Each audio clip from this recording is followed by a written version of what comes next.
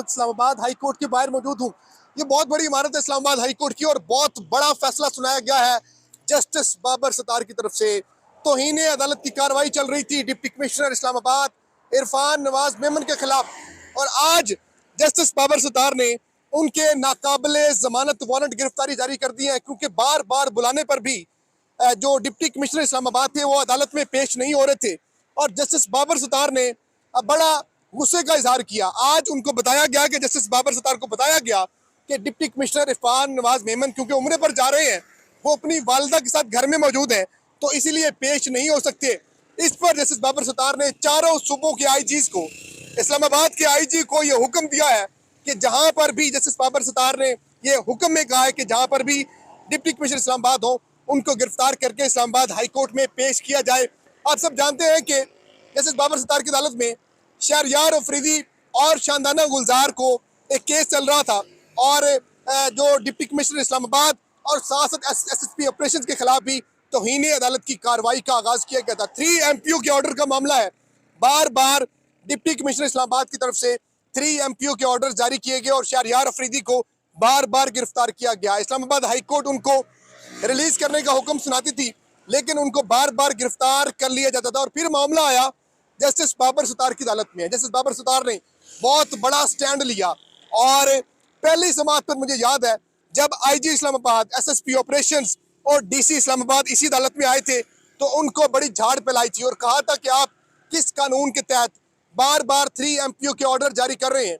अदालत जब बार बार 3 एमपीओ का ऑर्डर सेटिसाइड कर रही है, तो आप इसको इख्तियारात से तजावज़ करार दिया था जस्टिस बाबर सत्तार ने। और आज दोबारा से ही इस मामले की समाअत होनी थी, क्योंकि जस्टिस बाबर सत्तार बड़े ही सीरियस मोड में नजर आ रहे हैं। वो इस मामले को किसी न किसी मुद्दे पर, किसी न किसी नुक्ते पर पहुंचाना चाहते हैं, ताकि ब्यूरोक्रेसी में जो हमारे डिप्टी कमिश्नर हजरात हैं, हमारी जो पुलिस में आला अफसर हैं, वो जिस तरह से गैर कानूनी अहकाम मान रहे हैं, लोगों के घरों में घुस रहे हैं, चादर और चार दीवारी के तकद्दुस को पामाल कर रहे हैं, लोगों को उठा रहे हैं, तो इस पर हमें जस्टिस बाबर सत्तार बड़ा ही कंसर्न शो कर रहे हैं, बड़ा गुस्से में भी नजर आ रहे हैं। और बाजार ऐसा लग रहा है कि जो डिप्टी कमिश्नर इस्लामाबाद हैं इरफान नवाज मेमन, उनके खिलाफ घेरा इस वक्त तंग हो रहा है, और उनको सजा भी हो सकती है इसी अदालत से, क्योंकि जस्टिस बाबर सत्तार ने उनको बड़ा सुनाई थी पहली दूसरी पेशी पे, और उसके बाद ये मामला चलता हुआ आ रहा है पिछले कई रोज से। और अब चूंकि इंतखाबात हो चुके हैं और आज बड़े रोज बाद इस केस की समाअत हुई। तौहीन अदालत का मामला है जस्टिस बाबर सत्तार की अदालत में, और शहरयार अफरीदी केस तो शानदाना गुलजार को इसी अदालत से जस्टिस बाबर सत्तार ने जमानत पर रिहा किया था, और ये हुक्मनामा जारी किया था कि इस्लामाबाद की टेरिटरी में इनको गिरफ्तार ना किया जाए, बल्कि इस्लामाबाद पुलिस को यहाँ तक हुक्म दिया था कि इनको खैर व आफियत से घर छोड़कर आए। शहरयार अफरीदी की गिरफ्तारियां बार बार होती रही, बार बार अदालत उनको रिहा करने का हुक्म सुनाती रही, और हमने देखा कि डिप्टी कमिश्नर इस्लामाबाद इरफान नवाज मेमन साहब जो हैं वो बार बार 3 एमपीओ के ऑर्डर जारी करते रहे और गैर कानूनी काम करते रहे।